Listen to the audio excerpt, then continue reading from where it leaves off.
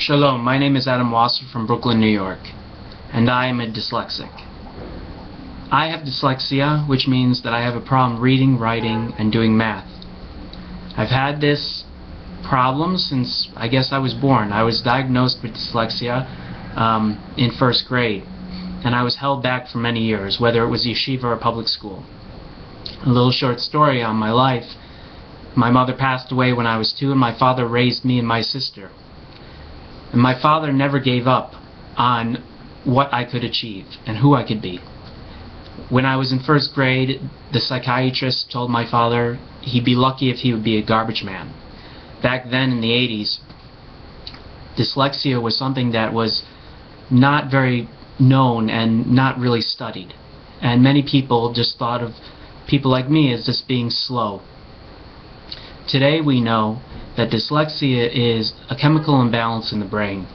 It is something that allows a person to be strong in one part of their life but weak in another part.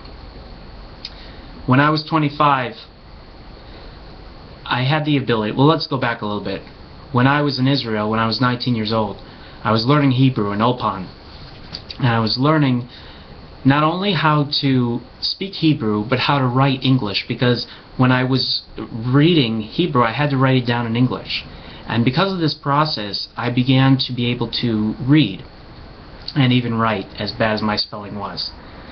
By the time I was 25, I had the opportunity to go to college and get a GED as well as associate's degree at TCI College. I achieved my associate's degree in business management. I got my GED, and then I went on for my BS, my Bachelor's of Science in Education and Psychology at Toro College and Medgar Evers. I have a 3.0 GPA. But yet, I still have dyslexia, and I made it through. I made it through with a lot of help from my professors, especially my father and my sister, and God.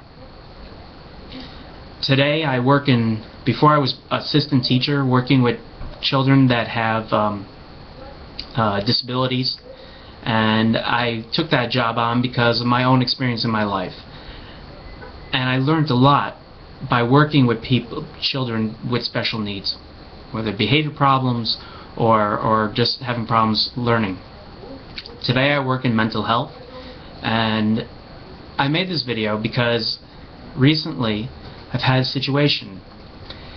In my job I have to do a lot of paperwork, and in that paperwork I have to write. And they've noticed that I have a serious spelling problem. Now, when I write to you all on Facebook, it's through voice recognition, Dragon Speak, and that's why the spelling is hopefully proper. But when I don't have a Dragon Speak voice recognition to use, and I have to do it by hand, it's pretty bad. It's readable, but it's bad.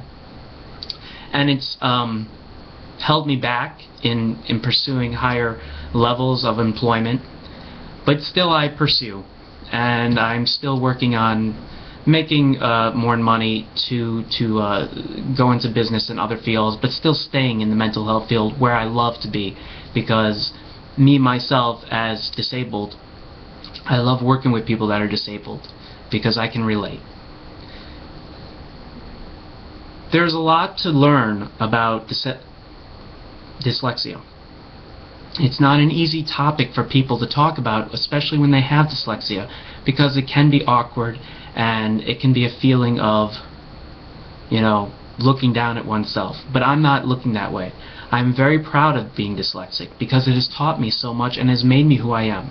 Not everyone agrees with me in my political views and my religious views, but there are a lot of people that do agree with me. And it's a funny thing because a lot of dyslexics actually are very intelligent and have a very high IQ, and I do too, as well. Dyslexia is not something to just shun upon and look at it as, oh my gosh, this poor person, I feel sorry for them, they're a lost cause. It's something to work on and better oneself. It's something that you can work. You gotta fight it, and you will be fighting it the rest of your life.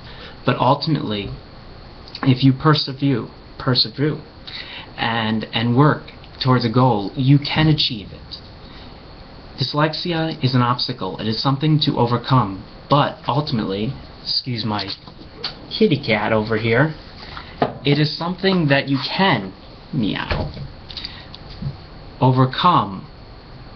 But you have to not give up. It's always going to be there, but you can overcome it.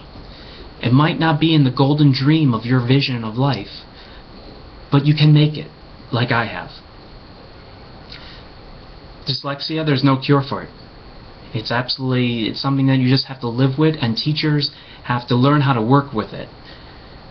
And today, thank God, we have a lot of teachers that are learning how to work with it and deal with it. But we have a long ways to go. It's a part of you.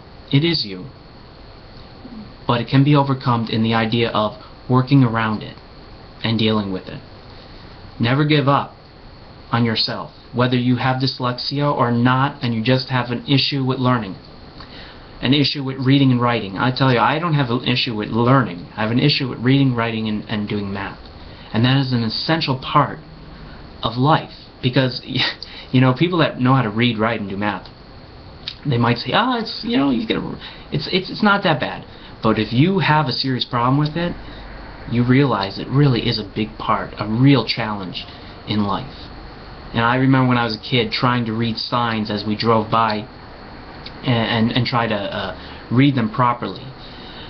And I know that it's something that takes time. It's something that you just need to keep on pushing, and you'll never, you know, for me, I still have problems reading certain things. I can say, oh my, I don't understand this one word, and because I don't understand that one word, I don't understand the whole paragraph in many ways.